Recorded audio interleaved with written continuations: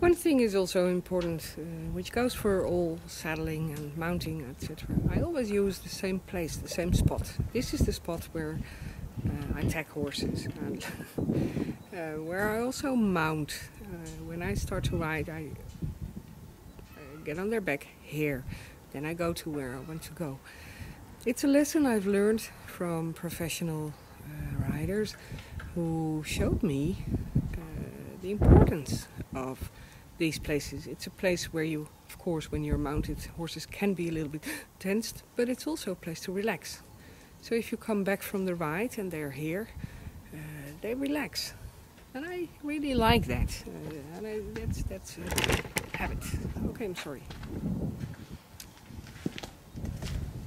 Now, next phase, which might be a little bit more complicated, reins.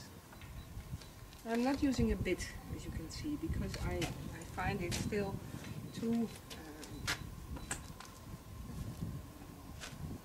I don't know what he's going to do, how he's going to respond, so I try first without a bit. In case something goes wrong, then I have to pull. And I also like the way we have this place here, which is fenced. Don't do this on public roads, because in case something goes wrong, it really goes wrong. You have to run after your horse. As you can see, I did the rope through this. Now I hang my reins because they're very long. Hang it over there.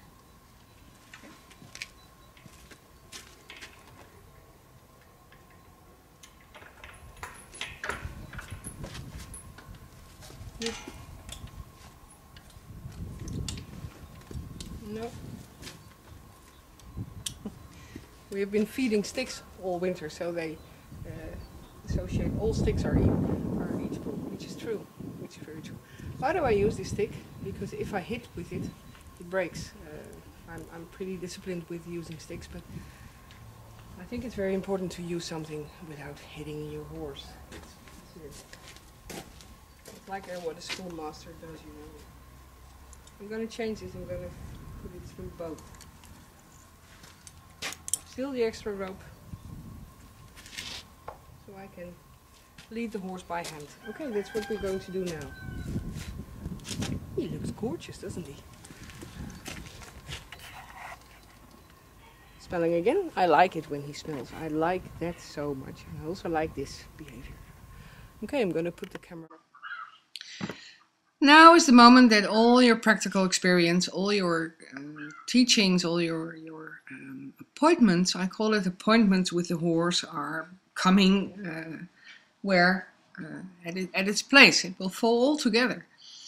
I'm preparing, and I take all the time I need to prepare myself to go on the right position. I want to be at the back of him. And as you can see, I have these very long ropes. I wouldn't recommend anybody to use the same as I do, because it's not practical. I also carry a stick, and I'm here showing that I do use it, but I use it on the tack. That's something I prefer also on the saddle. If there's a saddle on, I prefer to make sound on the saddle with the stick. So it might sound pretty, pretty rough, or whatever you call it. It's not, because I'm not hitting the horse. If I would hit a horse, he would kick back. So hitting is something you are not supposed to do. Beside of that, it's very dangerous when you teach your horse how to hit. We have a chicken who's crying. I don't know if you can hear it, but I anyway.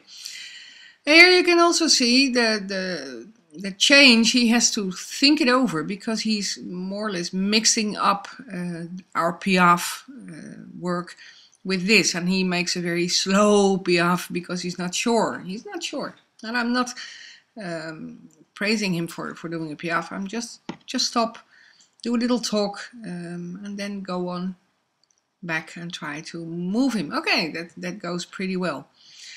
What you also see many times is that people start to pull, now I'm changing my reins, that they use the reins as a way of letting the horse move. Well, you can do that later, not in the beginning. Don't do that, because it only distract yourself, and it's not the way to let a horse go. The way to let a horse walk is to use your voice, or whatever you use, or whatever sound you use, or walk, or from I don't care, cigarette paper, or whatever you make up. Horses are able to learn a word, but make a sound which you use always to make you go forward. That's why I use it to make the horse go forward. It's a response. It's also a little bit instinctual because it sounds like a cat who's angry. It sounds like a snake.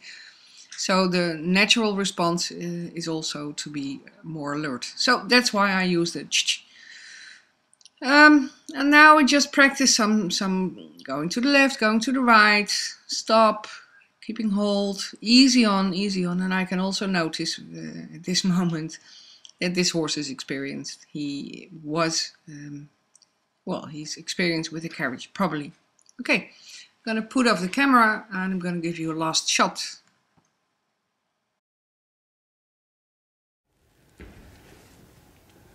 Few things that beginners, starters, whatever you want to call it, do is the fight with the reins, which is a serious fight if you are not disciplined yet. What I prefer is to use these two and put the rest in my thumb. I don't know if you can see it, in between my thumb and this. So I have these fingers left over, so I can go to the left and to the right. What I like a lot is smelling. He's not allowed to bite. He can smell, he can watch it, he can do everything he prefers to do.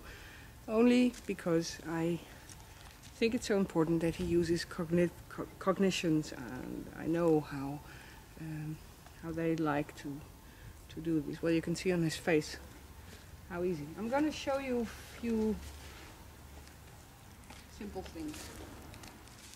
See something and don't get upset because I'm not hitting the horse. I use the shh, but no response. Just watch what's going to happen. He's doing a piaffe.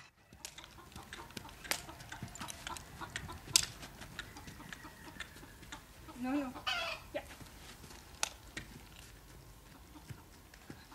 Good enough. He's piaffing. He's doing a piaffe. Another bit.